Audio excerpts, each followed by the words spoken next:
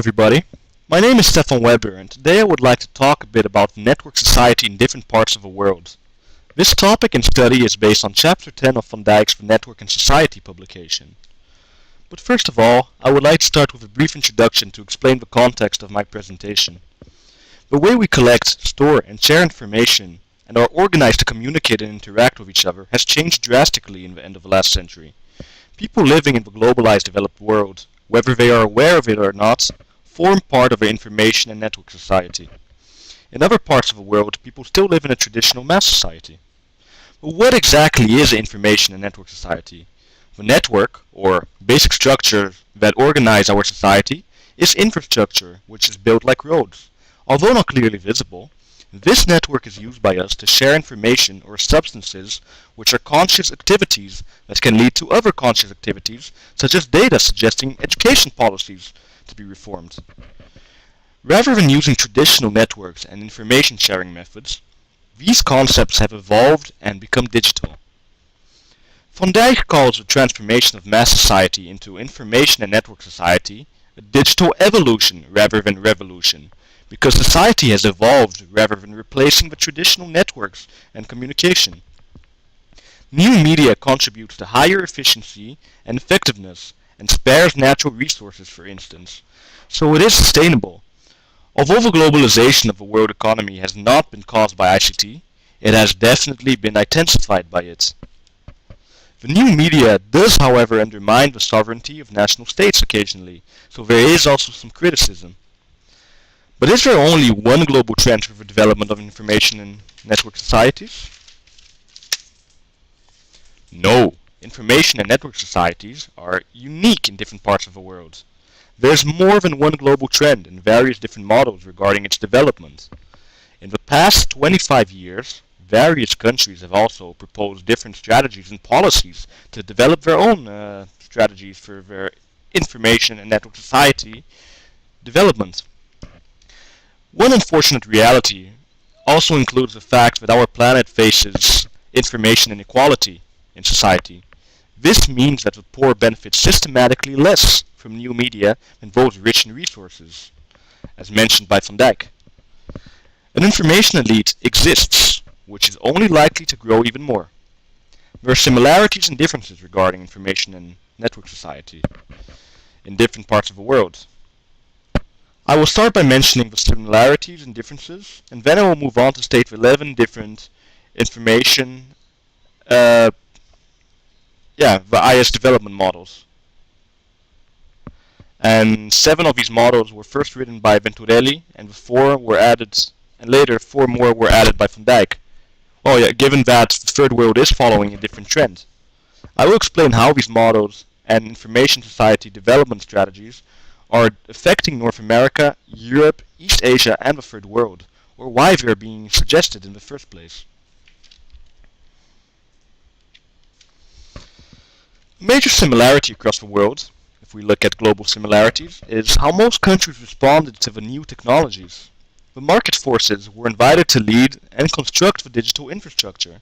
Most countries followed their own plan to strategically introduce these changes. So if we look at the development since the 90s, the first hype was the internet. Then e-commerce followed, and later broadband and wireless connections were introduced. Social media and Web 2.0 is our current stage. The private sector usually develops the infrastructure and content, while the state supervises it and enforces competition, interconnectivity, and common standards. The second similarity is that those developments and strategies are primarily implemented due to economical advantages. Social and other advantages are secondary reasons, so that's also a major similarity. If we move on, we see that the differences that can be seen in the information society development models are, I will explain them for North America, Europe, East Asia, and the third world. As you can see in the map pictured here, the slide shows us how certain parts of the world are well connected to the information and network society, while others are not. 88% of North America is connected and enjoys internet access, while only 29% of Africa is connected to the internet. So we can see some major differences here. But another difference is in the information society development models, which are being used in different parts of the world. And they're being suggested to develop a country's digital infrastructure and narrow its digital divide. But I won't take a long time explaining them here. I will explain them per country. So I will say how they apply to different regions of the world. Starting with North America. As a country where most digital advances were created, the US remains the world's most influential ICT nation. All big global internet companies are American, such as Microsoft, Apple, Google, Yahoo, and Facebook. Silicon Valley is also the world's center of ICT development. The US also exerts most influence in the ICANN internet body. Although the US was the first country to develop information and network society, their society is not expected to be the first fully grown one. Northern Europe and parts of East Asia have higher internet access and usage rates. The US has three competing information society development models. The oldest model, the original one, is the libertarian model, also known as the Californian ideology. This model was adopted by the original designers of the ICT industry in Silicon Valley. The model suggests that the state should not interfere in the development of information society, but initiative and regulations should be introduced by businesses and followed by citizens and consumers, which also play a role as the main users of ICT, thus developing the industry. The libertarian model is against state control, regulation, or monopolization of the industry. The libertarian culture also stresses the importance of privacy, open sources, and fair use of ICT. The liberal market model can be described as the capitalist model, but big players in the private sector have control and see profit as the main reason to ICT developments. Laws to protect individuals' privacy or other interests of consumers are ruled out. People defending this model claim that the market gains time and resources to develop and self-correct issues.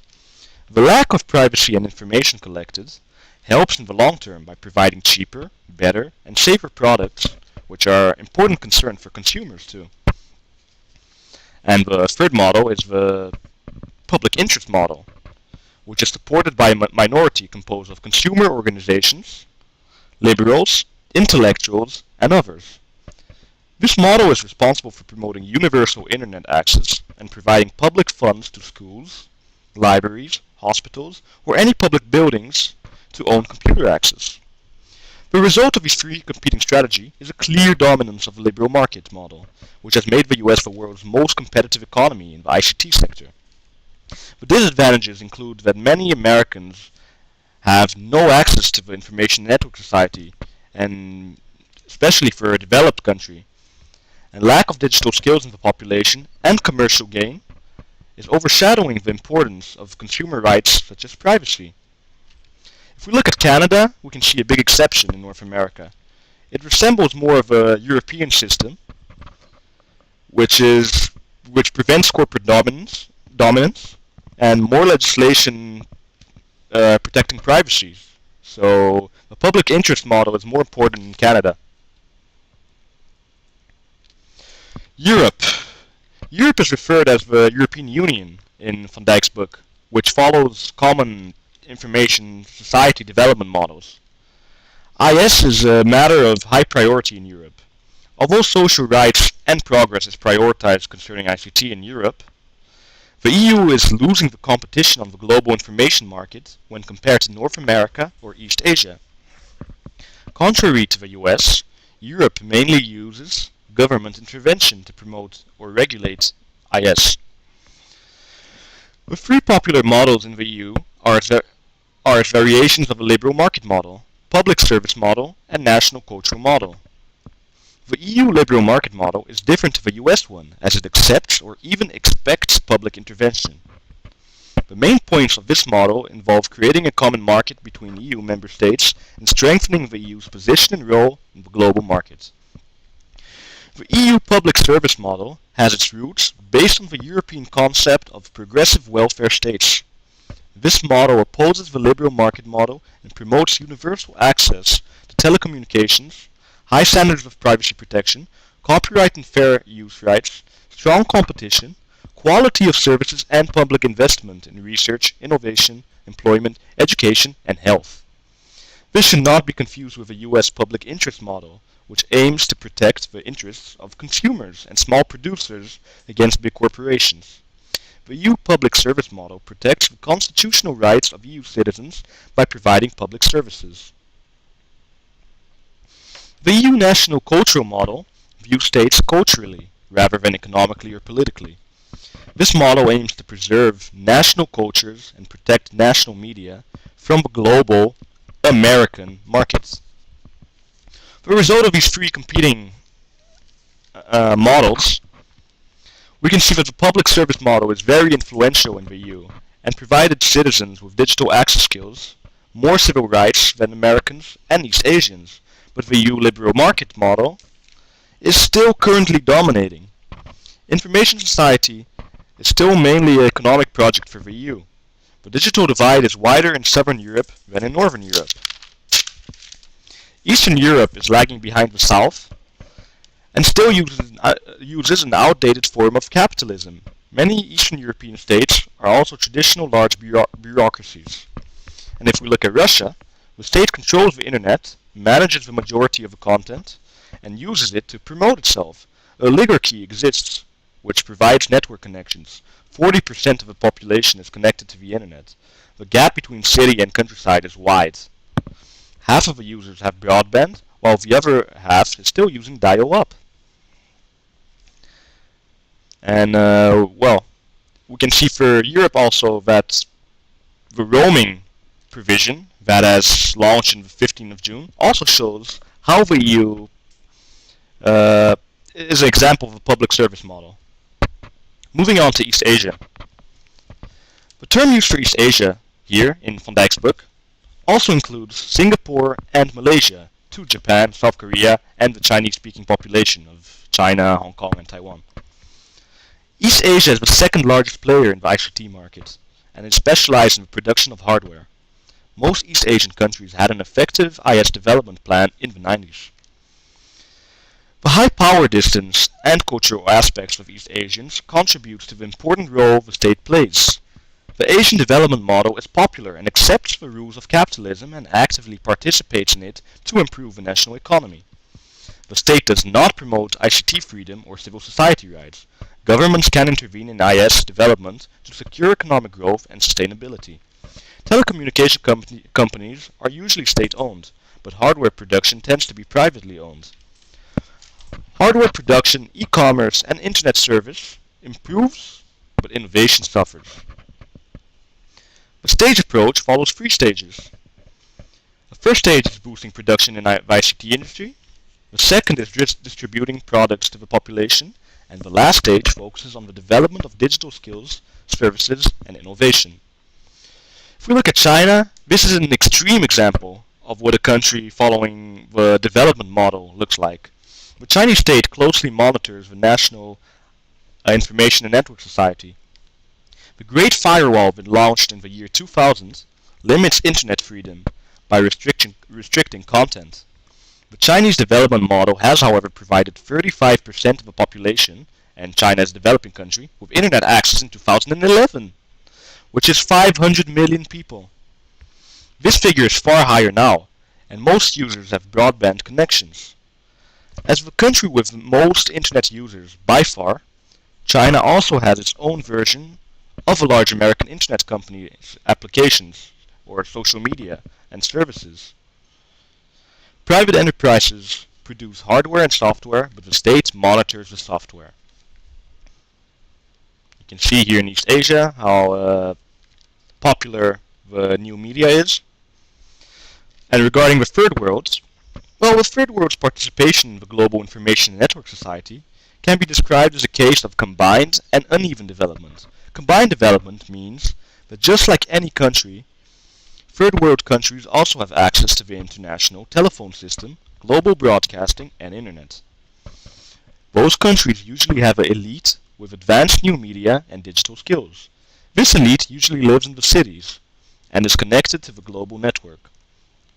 But uneven development stresses that the majority of the population are not part of information and network society. Some countries even have limited access to, let's say, the old media, phones, radio, TV, or electricity. But affordable mobile phones are popular in the third world, so a big exception, even in countries which lack old media. If we look at emerging economies, well, the term of the third world is very broad in the book. So countries vary in to what extent they are third world country. Because we have many emerging economies such as China, Brazil, Iran, or South Africa that have had a huge rise of computers and internet connections. Other nations are still less industrialized. If we look at India, India is an example of a dual economy. The majority of its population is poor, and part of a traditional mass society, but still, India is well known for its programmers and global customer service. Shockingly, only 8.4% of India's population had internet access in 2010. This number should be much higher right now. But computers are rarely used by individuals or employees in the third world. Common exceptions are for military, government, large corporations, banks, or major university uses.